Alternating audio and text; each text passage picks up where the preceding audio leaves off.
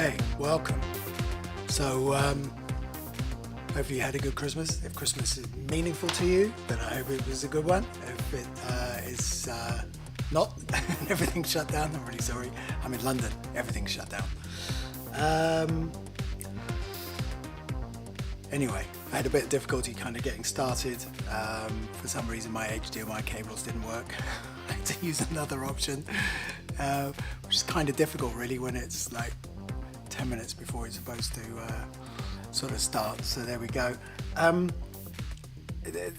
Today I thought, what you're listening to in terms of what you can see in this project, I still haven't made a video for this one. I've done it once before, but I thought it was kind of a nice one to kind of reiterate anyway. But the idea is that, I'm kind of into devising modes of kind of automatic kind of music making.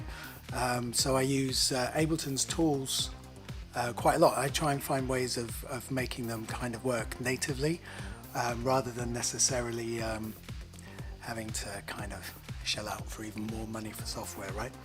The thing I always find about the software is that sometimes you always run into things and you think, why did they do it like that? Why did they call it that?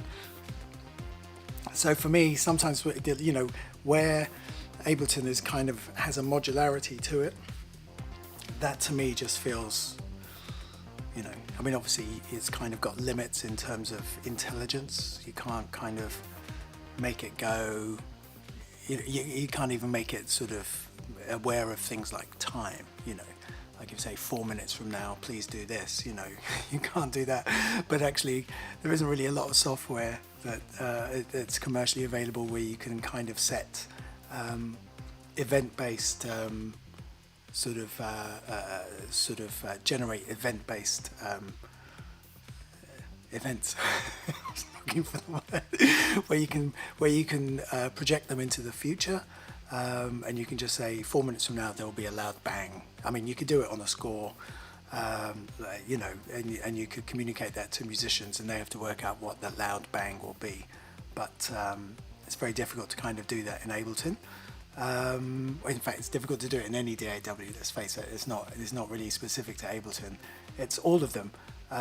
They don't necessarily have that degree of awareness nor intelligence, and plugins still don't kind of exhibit that sort of intelligence either. So there we go.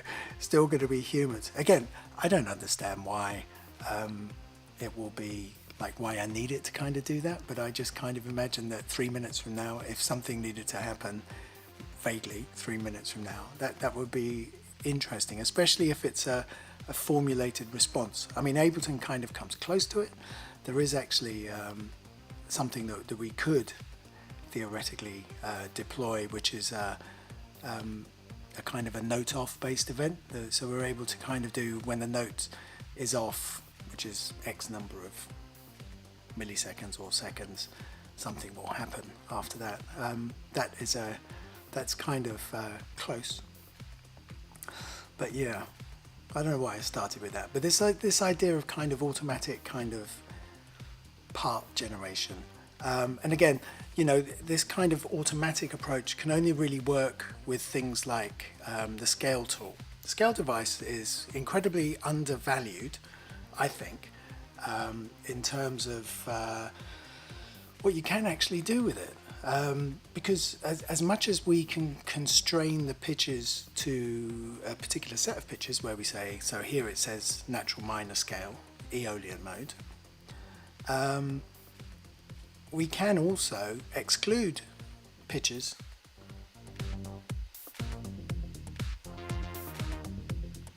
completely, not necessarily change the part, but get really close to something different kind of coming out, right?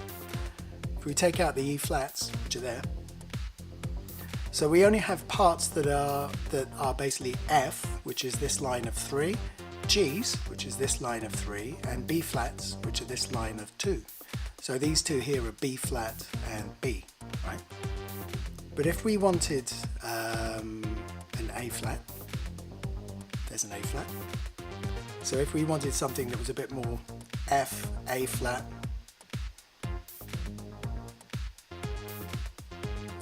so that's F, A flat and B flat, those notes. I mean, that's amazing to me. I don't know about you. I think it's fantastic, you know. You know, and this is kind of available to you. I mean, I'm not sure. I mean, you know, there's a part of me that would like to say, yeah, it's good to know everything about music, musicianship, so that you can actually exploit the scale tool.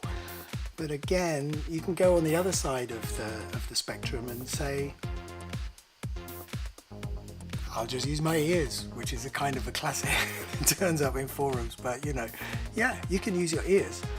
But at some point, you've kind of got to make it fit some kind of model, some kind of thing. Even if we were doing John Cage, it would still need to fit within that kind of paradigm.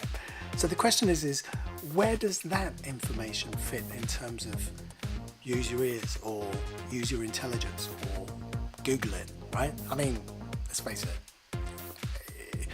it's not going to, we're not talking about low-hanging fruit now, we're talking about something completely different, you know. So this is kind of really, I mean, I think the scale tool is really worth it. I mean, one of my favorite books is it's by a guy called Vincent Persichetti, which is called 20th Century Harmony. And 20th Century Harmony basically has a triad, different kinds of triads that he talks about. So he talks about these triads that are called Pandiatonic triads. So a Pandiatonic triad consists of a root, so that's C, right? This low line that I'm writing in right now. So we've got the C's, followed by D. So because there are 12 notes, we're going to do 3 notes, but each with 4 in them. So you have D, so you can hear that C to D. So you have a triad that's, instead of a major or minor triad, which so that'd be root, third, fifth, you have a Pandiatonic triad, which consists of a root, a second, and a fifth. So it's described as being bounded. So C and G form the fifth, and then in between is this 2. So some people would go, oh, that's a sus2. And maybe that's correct, but the reality is we're never going to go to the third. So I kind of think Persichetti is right in that we're not doing a sus2. It's not kind of like country or something, and you get sus2, because at some point you're going to go to the third. The third will never appear. It will just be this, right? And that's kind of something that's really sort of overlooked when anyone sort of talks about the labels and the naming of things and all the rest of those typologies and all the rest of that sort of stuff, you know.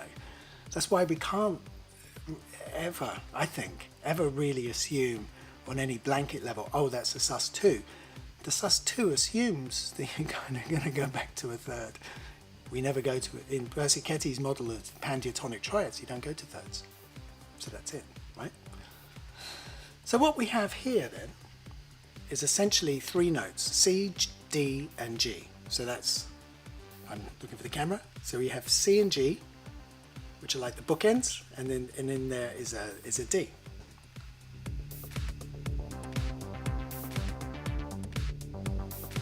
Isn't quite how Persichetti imagined his Pandiatonic triad, or the Pandiatonic triads to be used, but it's kind of a good illustration of how we can use the scale tool. So that means that if we felt that our I suppose our part was too dense, you can actually just reduce the number of notes in the grouping. So now this creates holes in the part, right?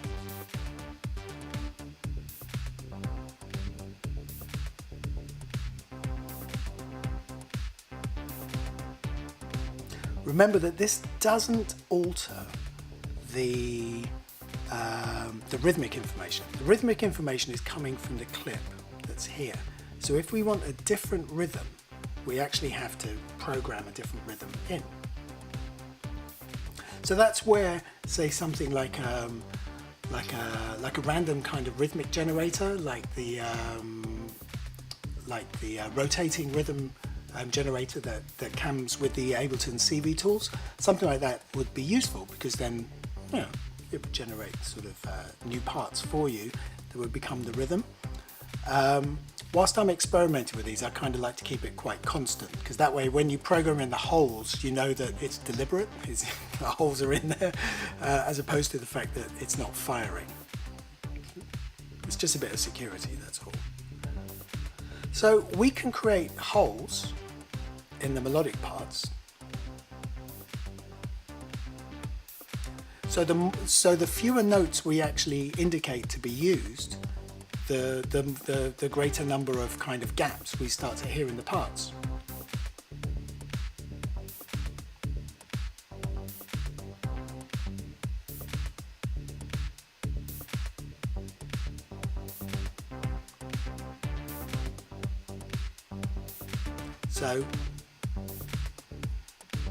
So the D is only on 1, but the other 2 are on 3. Let's say statistically we want the C to always be there, 4, right? So you start to direct the tool around to your kind of own sort of ends in terms of what you would like to see.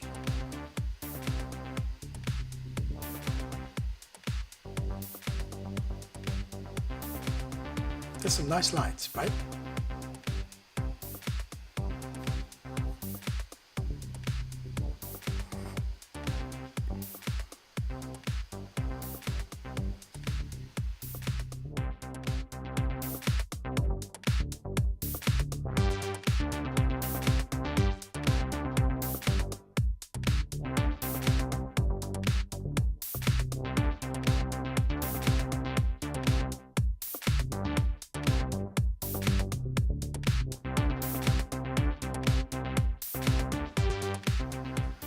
Great.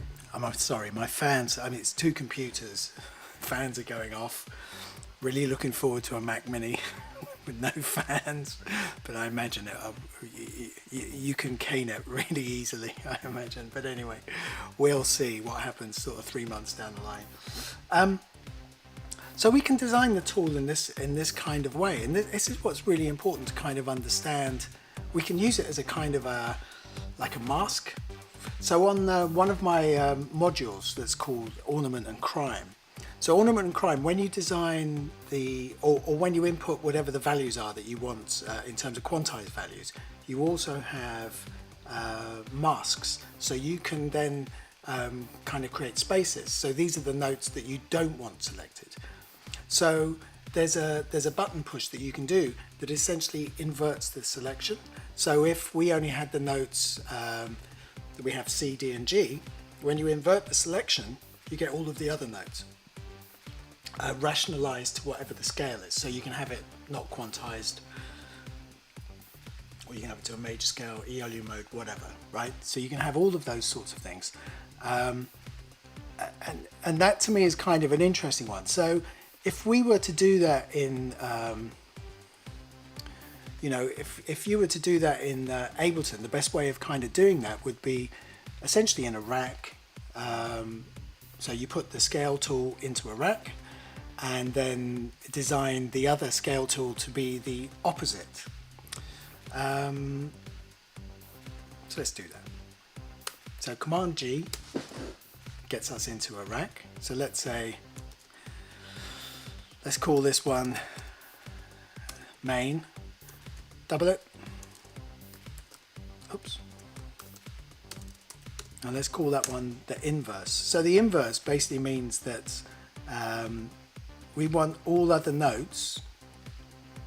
So we get rid of the C's and the G's. And now what we want to have are E flats. Oh, not E, F. And we want to have, that's an A flat. So let's get the A flat in there.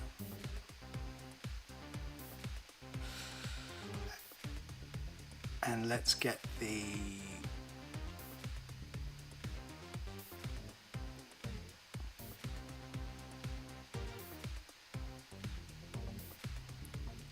There's a B. We kind of want to avoid, oh, we've got both of them running at the same time, sorry. I was wondering why it was sounding a bit odd to me.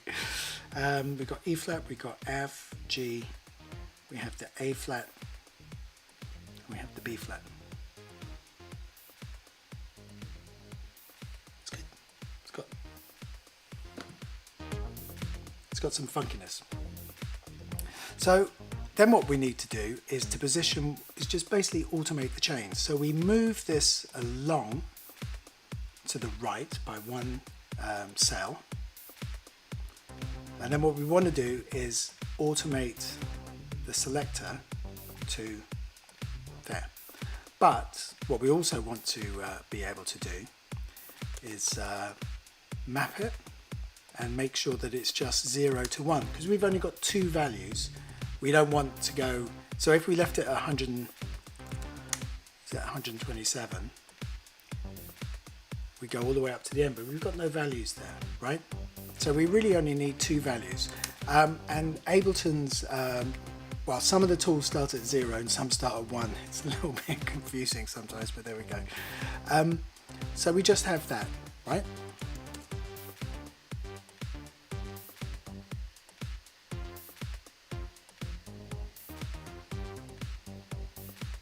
Let's close, let's hide that. So there's the main. So that's just C, D, and G, moving to the inverse. And if we want to hear more of these notes, then we fill in the spaces. So it's twice as likely to fire.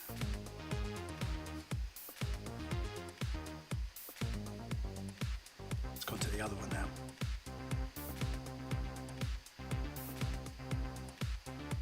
And again, if we want a bit more space,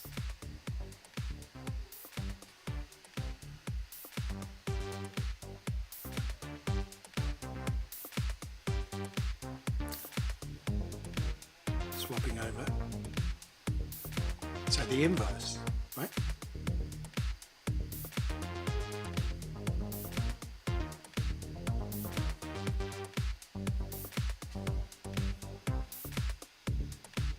Now that's a really kind of cool way of kind of building in variations that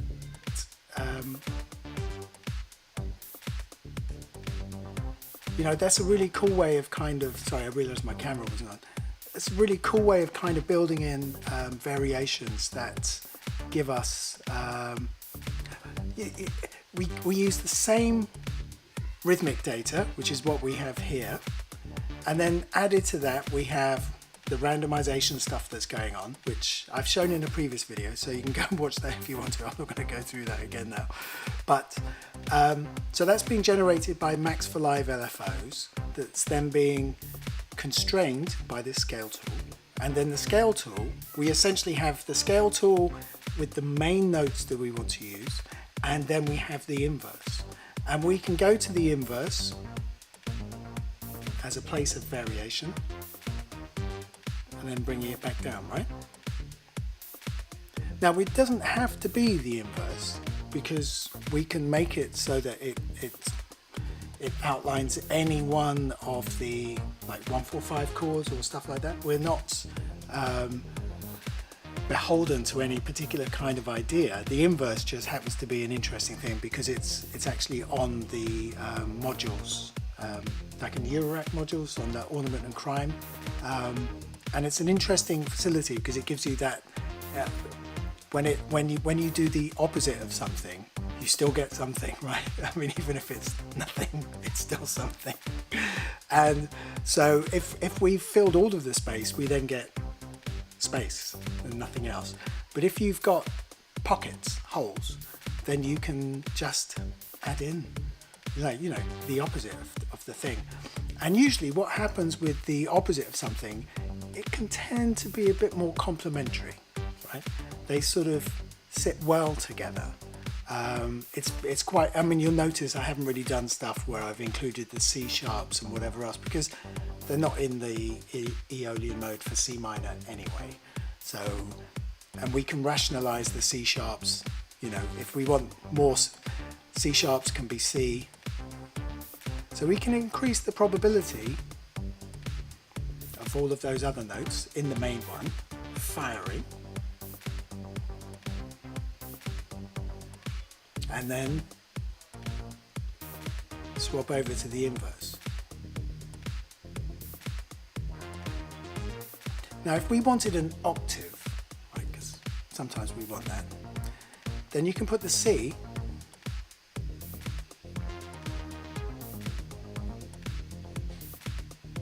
there we go. For some reason it wasn't selected.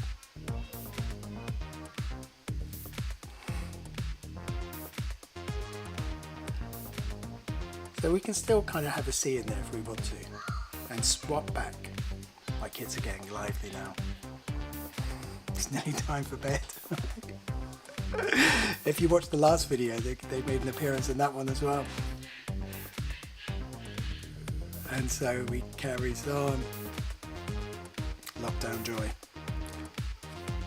So yeah, so these kinds of masks, these kinds of inversions, whilst they would have been something that we would have done, when I use the word we advisedly, but would have been done, you know, compositionally, and you're sitting down writing stuff and you go, oh, I'll do the inversion, because that is a part of our kind of variation kind of making. It's a part of the things that we can do. So that's kind of really, so you can actually do that with Ableton. This is something that is achievable, and in many ways you just kind of need to keep referring back to the original and then go to the inversion one and just fill in the spaces. In many ways the most important thing is basically understanding the correspondence, what this kind of grid mechanism implies, and then basically sort of feeling confident enough to kind of move things around. You know, if something sounds wrong, maybe it is, you know, like here, if I pick that note and swap over, it kind of sounds bluesy-ish. It's not really the blues.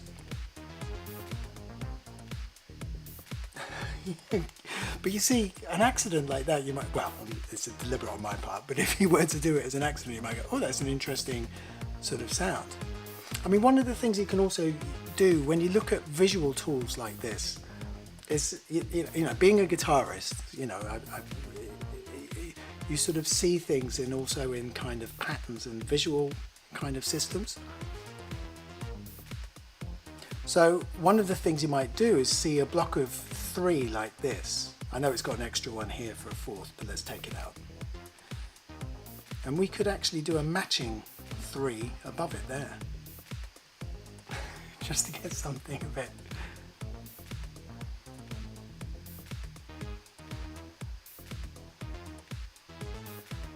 Right? Now, it's not necessarily a scale that we probably want to name, but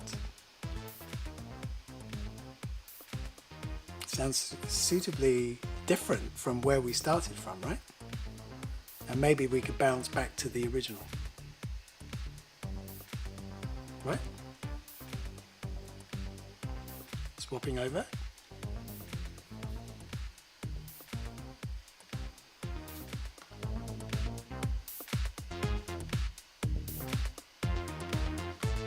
Need a funky breakdown.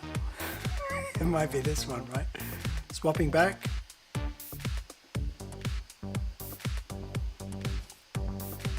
I've realised we've still got the C parked at the top, so I've taken the C off there. But the C might be a good thing to have, you know.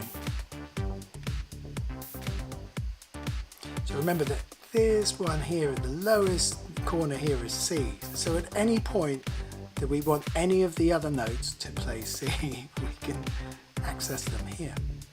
And we've also got them down here.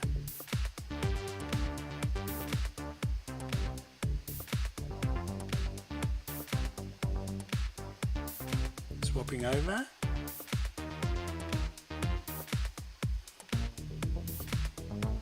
It's really nice when the filter kind of closes down and then suddenly this little burble kind of comes out. Now all of those elements of this sort of automatically generated kind of part is all controlled from Max for Live LFOs, which are over here. So it's a combination of the CV utilities and then these two LFOs, and then kind of controlling the shape of them and the frequency of them and so on, that essentially results in this here. And Nerve is an underrated drum module, another one. If you're like me, you've probably got too many, but there we go.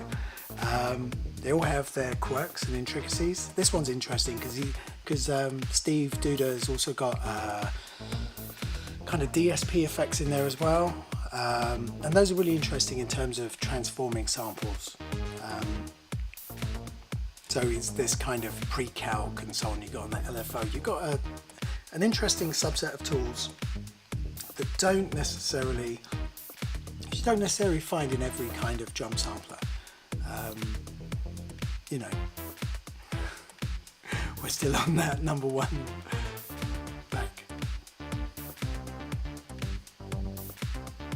So if the goal was to kind of get that slightly more kind of modern take on kind of funk that's a bit,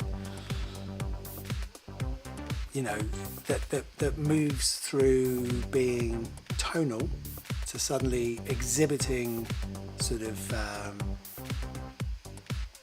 atonal's not really the right word, but it sort of expands the idea of tonality. It sort of wanders ever so slightly into a slightly more chromatic kind of territory, right?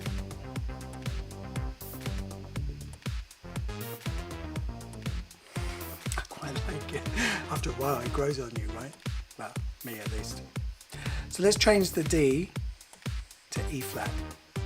So now that is an E flat. Let's give it a B flat as well. Two of each. Right?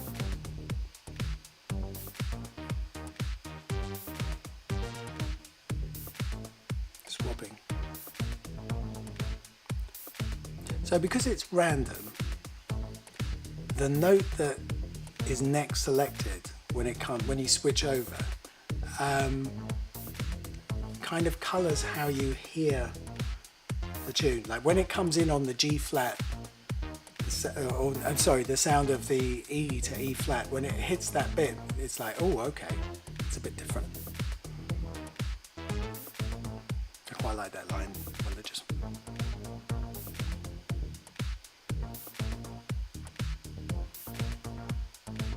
Feels really good when you get a couple in a row, like that.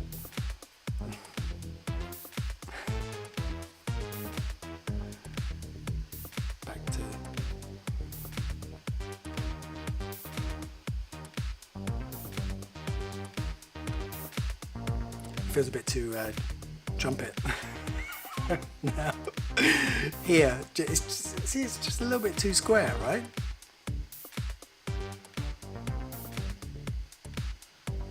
It's that combination of E flats and B flats just really made it feel just a bit too kind of defined in relation to the other one, right?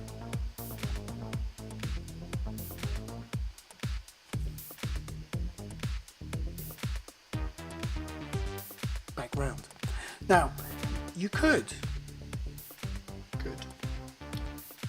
structure these around the particular sets of sort of root positions in terms of let's not call them chords, but you can structure them around these different kinds of scale degrees. So the main one is structured, say, around scale degree 1. Then you could get one that was structured around, say, scale degree 5. So it would be up to you to decide whether you would maintain the shape. So remember, the shape for this one is root, which is these first two here. The next two are the second, the major second, and then the next pair that's up here is the fifth. So the idea of this is a Pandiatonic triad, and it comes from, I think it's chapter 7. Don't quote me. I think it is chapter 7. Yeah. My book is in my office, which of course I haven't been in since March. But it's called 20th Century Harmony. It's by Vincent Persichetti, and so it's basically a root and a fifth, and then a major second in the in between. So that major second could be a flattened second, which would give it a very different sound, right?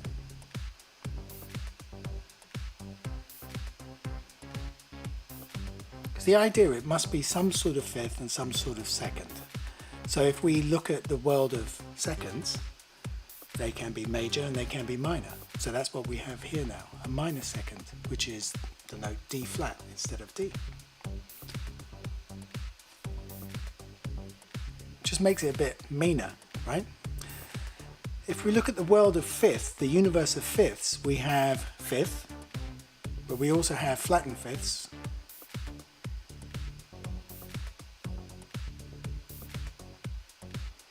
Right?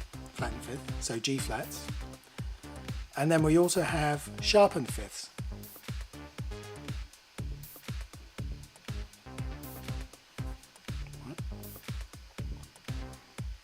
So stick with me now. Okay, this is the last bit. Now that we know that we have those two types of variation, either the second can be major or minor, and a fifth can be a fifth, a flattened fifth, or a sharpened fifth. The fact that we can have all of those means that the number of variations we can have has grown. Because we can have root, major second, fifth. We can have root, flattened second and fifth. We can have root, second, major second, and flattened fifth. We can have root, major second, and sharpened fifth. And we can have root, flattened second, flattened fifth.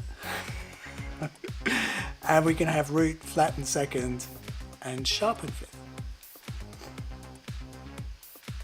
Which means completely different melodic outputs, potentially, right? I mean, we've still kind of got to like what's coming out at the other end. If we don't like it, then it doesn't matter how many variations you do, you're still going to go, well, it doesn't quite meet what I think it should do.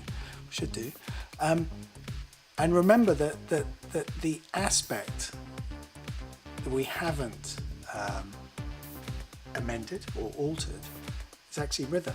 You know, here all the time we've just got continuous 16th notes, right? For the rhythm. Because remember, the pitches here, you can see the pitch window, it's going around. That's being controlled over here by the LFOs and the CV utility, right? You can see the mapping here. Let's have a look where it says filter cutoff, filter envelope, pitch. So pitch is being controlled here, and it's being constrained between 41% and 53%. So if we want higher notes, right, you increase the right hand value. If we want lower notes, and it kind of goes out of range really. But that's kind of how these tools are interacting together. That we are sort of designing something that's got elements of, in fact, it's not even elements. It just has complete conscious kind of design in terms of directed towards a particular generative capacity, ability. And then after that, you leave the machine to kind of run and generate stuff, right? I mean, for me, you know, when I do things like this, I get the kind of the opportunity to just reflect and review things, right? I can alter what's in the scale device and evaluate whether what's actually sort of there is actually any good or not. Is it useful to me? You know, do I get anything from it? Would other people get something from it? You know, would I get asked to program something up and I go, yeah, I could do using this, you know. Of course, most of the time, most people don't want to know what it is I've been doing because they're just interested in the outputs, the results. But yeah, but really worth kind of considering. Okay, I'm going to leave that there, and thank you very much for watching this. If you've been here for the stream, thank you. If you're watching this post-stream, remember to like and subscribe, and leave comments in the chat if you want to ask anything about any of these kinds of tools or approaches, or you want me to kind of go over it again and those sorts of things. Like I said, I'm really happy to kind of go through this stuff, you know, because the thing is that these are kind of less well-traveled aspects of production and music theory. So I'm really happy, and musicianship, you know. So really happy to kind of go through them and sort of help you with doing these sorts of things. Okay. The next one I think is on January the 4th. So take care, stay safe, and see you again. Bye now.